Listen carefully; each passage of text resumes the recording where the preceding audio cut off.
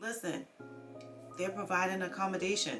There are different available options. It totally depends on your organization, what they have available, the type of job you do, and the disability that you have. The next step is they're probably going to ask you to meet with HR, which is absolutely okay. If it's not official, honestly, there's no requirement that your organization has to truly stand by that disability. Hey y'all, this is Tamika, the face behind Hey HR. Hey listen guys, I am going to talk about a topic that was brought up on one of my lives, and one of my viewers, who is actually someone I really know very well, is my old neighbor. She's amazing. She highly requested that I do a video on disabilities and accommodations. This is going to tell you how to ask for that accommodation, how to look at what is realistic for that accommodation, and what options are there that are available to accommodate an employee with a disability.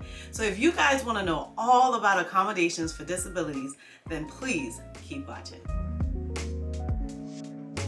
Alright, so the first thing you probably want to know is, how do I ask for an accommodation?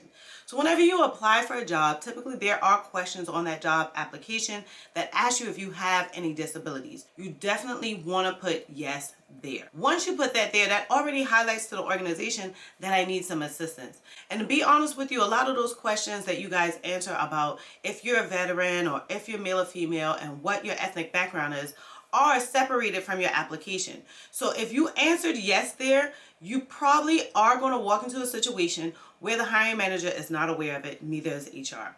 So what you want to do is make sure that you let them know, hey guys, on my application I put that I have a disability and I wanted to know what accommodations you have available for it. Be prepared to bring your medical documentation with you. If it is a true disability, then you should have medical documentation that's going to support it. If you don't have medical documentation, then reach out to your doctor and ask them for documentation for your job that highlights your disabilities and what possible accommodations you may need.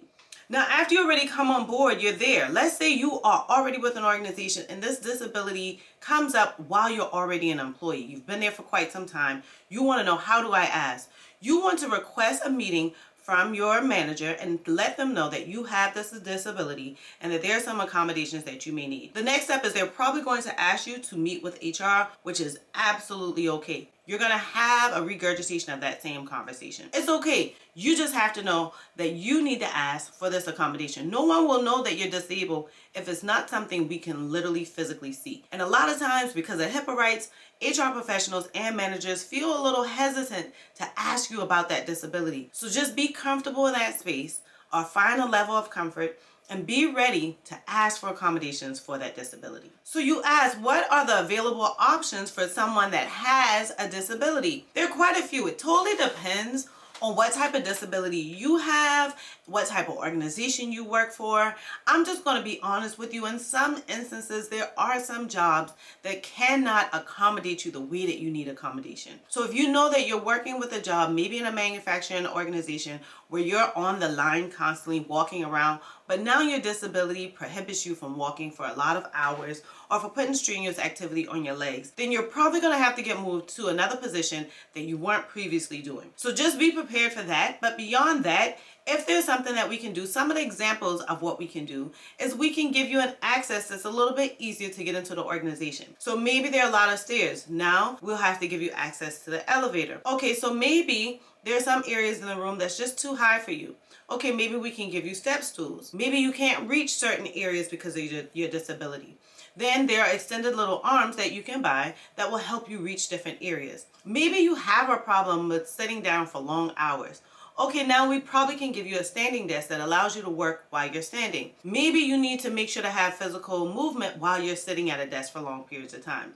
Maybe we can give you a bubble seat so that you can sit on that chair and move around however you need to. There are different available options. It totally depends on your organization, what they have available, the type of job you do, and the disability that you have. So maybe it's a very strenuous and stressful environment that you're working on. Maybe we can give you an altered schedule. Maybe we only need it for a period of time. Maybe we need it for a long-standing schedule.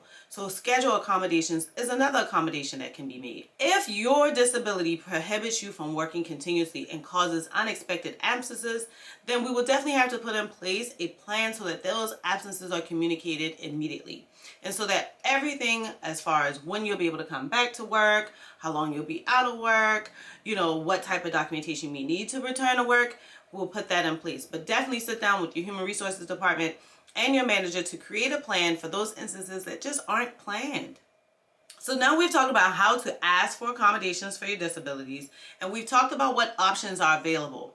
The next thing is we definitely want to hit on how to be realistic. There are a lot of times that folks will think that they have a disability, but it's not a documented disability and it's not considered a disability in the eyes of ADA. So if you have a disability that you feel is a disability, but you haven't been diagnosed for this disability, be prepared to provide paperwork or to go to the doctor to make that an official disability. If it's not official, honestly, there's no requirement that your organization has to truly stand by that disability. So be prepared for rejection if it's not a formal disability. If it is a formal disability, then you have to be realistic that not all organizations can cater to what your expectations of an accommodation is. So maybe you thought that you should have this expensive $800 standing desk that you can stand and do your work all the time. Well, maybe they found one on Amazon for $100. It's not quite as wide. It's not giving you the nice little mouse pad that you can work on. You don't have a ton of working area. It probably only holds your computer and an area where you can manage that computer. Listen, they're providing accommodation. So you're going to have to be realistic that that accommodation might not meet what your expectations are. For a second, put it into your mind and think. Well, if this was me, can I afford it? If the company's paying for it, you probably can't afford it. So you have to be aware that they may not have budgeted for this accommodation. They may not have even known that this was coming up. They may have found this out from just looking at you and asking you, and you didn't even ask them. So you want to be realistic and realize that you can't always get the exact accommodation that you want. So just keep in mind with this reality that it just may become something where you have to provide documentation that you didn't really think you needed to provide. It's more of a CYA type of thing. Y'all know what that means, right? Okay. So you definitely want to keep in mind that they're trying to cover their butts and you should cover your butt. So don't be too upset if someone asks for some documentation to support this accommodation for your disability. Gosh, I thank you guys so much for watching another Hey HR video. If you've been intrigued this long and you find this video very helpful and fruitful for you, then consider subscribing and hitting those alerts. If you have a question about accommodations or disabilities or anything that I may not have hit in this video, definitely leave it in the comments below. Until then, I'll see you guys on the next one.